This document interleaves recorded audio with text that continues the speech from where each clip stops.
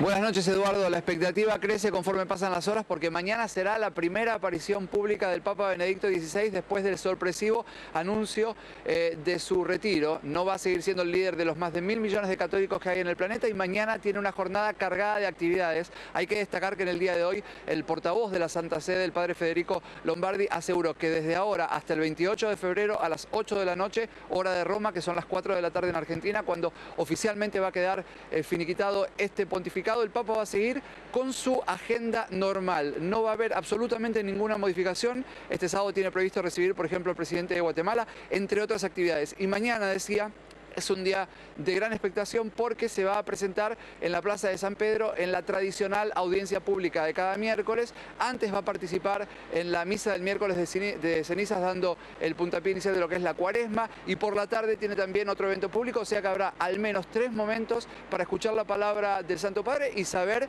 si se pronuncia y da algún detalle mayor a lo que ha dicho en el día de ayer con este anuncio que decía sorpresivo e inesperado para todos, Eduardo. ¿Sabés algo, Pablo, acerca de la fecha del cónclave?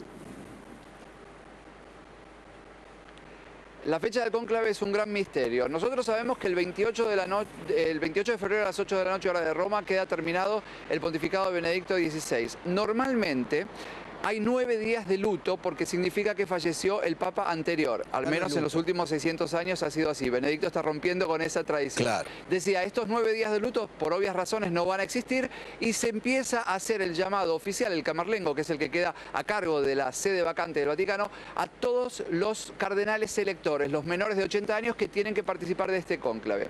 Estos cardenales están dispersos por todo el planeta, por lo tanto hay que darles ciertos días para que lleguen aquí. Antiguamente, cuando no existían las facilidades de los aviones y tantas conexiones, se suponía que en barco se tardaba mucho. Hoy por hoy hay un margen que va aproximadamente de los 10 a los 15 días. Esto hace indicar que a mediados de marzo, a más tardar, debería estar empezando el cónclave. Benedicto XVI ha modificado las reglas para la elección de su sucesor. Hace falta el 66% de los votos, no más mayoría simple, es decir, la mitad más uno no cuenta más. Es una de las tantas modificaciones que hizo este Papa en su corto papado de tan solo casi 8 años. Y decía que se supone, se especula, si hay consenso para el inicio de la Semana Santa, todos quieren ver, al menos aquí en Roma y seguramente en el mundo, un nuevo Papa. Pero estamos únicamente en el plano de la especulación, Eduardo, porque no hay absolutamente ninguna certeza acerca de cómo van a ser las fechas a partir del 28 de febrero. O sea, en principio, entre el 15 de marzo y el 24 de marzo, que empiezan las Pascuas, allí tendría que haber nuevo Papa. Exactamente, al menos eso es lo que se espera. La fecha del 15 de marzo también es aproximada. Puede llegar a anticiparse algunos días. Sobre todo, la Iglesia Católica está muy preocupada. Sería un hecho inédito y bastante grave que para el inicio de la Semana Santa, que es la celebración más importante del calendario cristiano, no haya un Papa. Por lo tanto, la Iglesia es justamente quien está más que preocupada para cumplir con este plazo. Pero como siempre dicen los cardenales electores, la decisión no es de ellos, sino del Espíritu Santo. De alguna manera, lo que están haciendo es dejar abierta la puerta para que tal vez tengamos que ser testigos nosotros, privilegiados o no, quién sabe, de las primeras Pascuas en muchísimos años, sin un líder, sin una cabeza de la Iglesia Católica, que como te decía antes, tiene más de 1.000 millones de seguidores en todo el planeta. Y un dato importante, en los últimos años ha aumentado, por poco, pero ha aumentado este número. Algunos se lo atribuyen al crecimiento de la natalidad en el planeta y otros dicen simplemente que hay gente que se está, así como antiguamente había gente que estaba abandonando la fe católica, hay gente que se está reacercando después de haber probado otras experiencias místicas. A ver, Pablo, hoy alguien me comentaba que es posible que en algún momento haya 2 papas, uno emérito y otro en el cargo.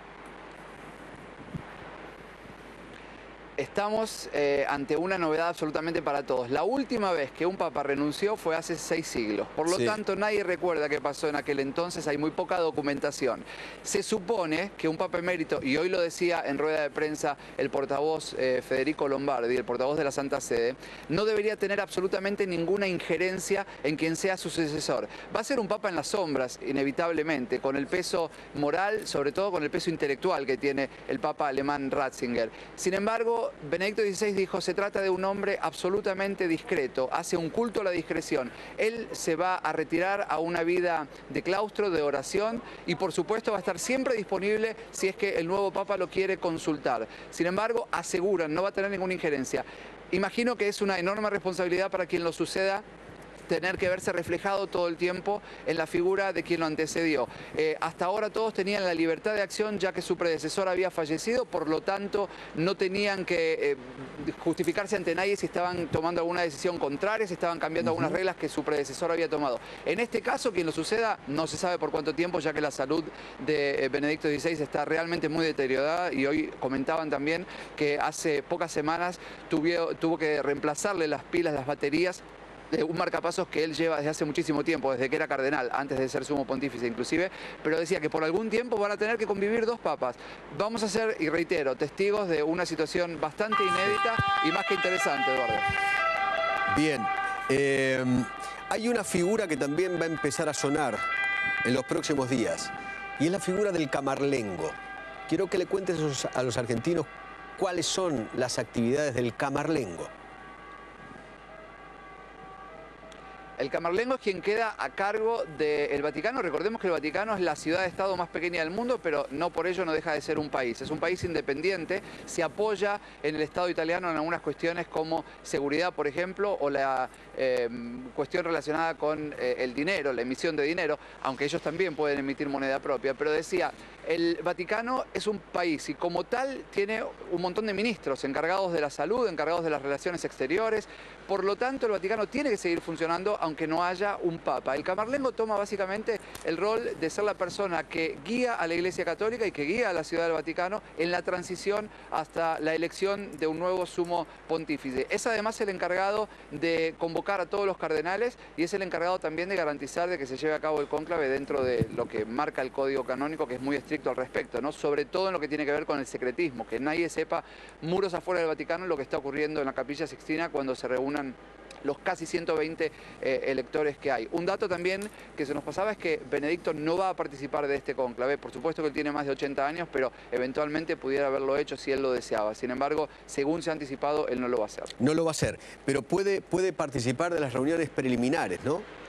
Aquellos que tengan más de 80 años pueden participar de esas reuniones, pueden opinar, pero después no pueden votar.